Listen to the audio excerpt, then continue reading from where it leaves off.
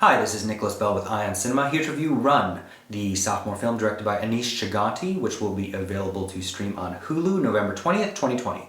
Mr. Chaganty's first film was his exceptional 2018 debut, Searching, starring John Cho and Deborah Missing.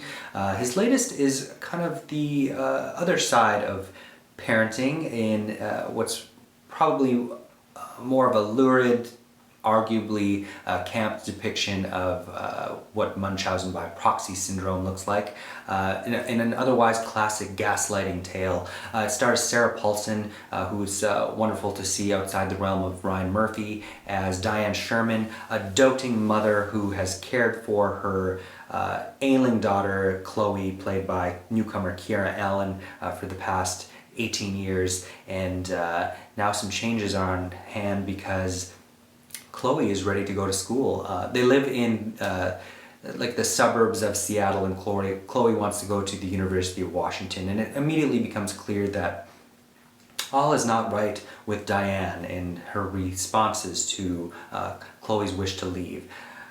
She's of course wheelchair bound in the house, she's homeschooled, she doesn't have access to an iPhone, can only be online on the internet in front of her mother during the daytime. All these red flags will probably have you predicting where this is going ahead of time. The film opens with Paulson giving birth to a premature baby, followed by a very comprehensive list of 5 medical conditions: arrhythmia, hemochromatosis, asthma, diabetes, and paralysis. And it's the very last word in the definition of paralysis is where we derive this title, Run, from.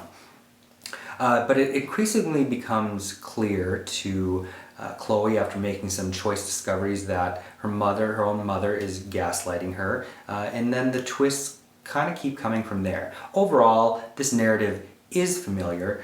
You'll have shades of whatever happened to Baby Jane and Misery, even Yorgos Lanthimos' Dogtooth, and if you're familiar with the 2017 documentary Mommy Dead and Dearest, which was turned into a series called The Act, all of this will seem very familiar, but there are enough details here with his searching screenwriter Ohanian that make it fun. And there's a final twist in its last few moments that will also, I think, for those that are into it, leave you with a kind of a fun, pulpy taste.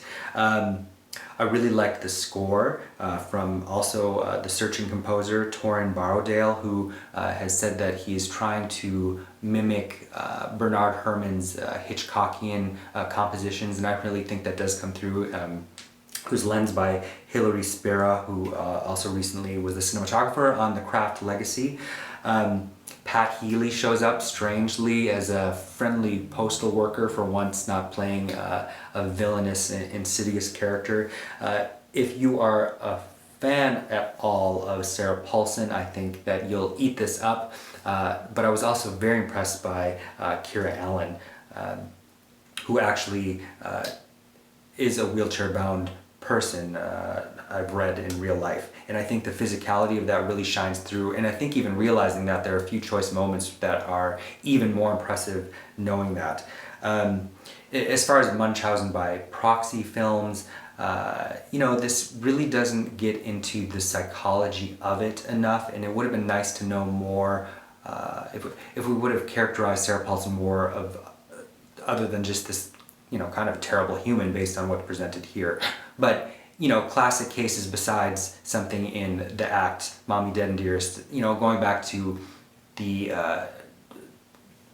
actions of somebody like Mary Beth Tinning, for instance. I think really this is one film that could have probably been padded by an extra 10 or 20 minutes, and I wouldn't have been unhappy. Especially since we also don't get the mechanics of how she's able to orchestrate all of these things and successfully have all of these diagnoses placed on her daughter.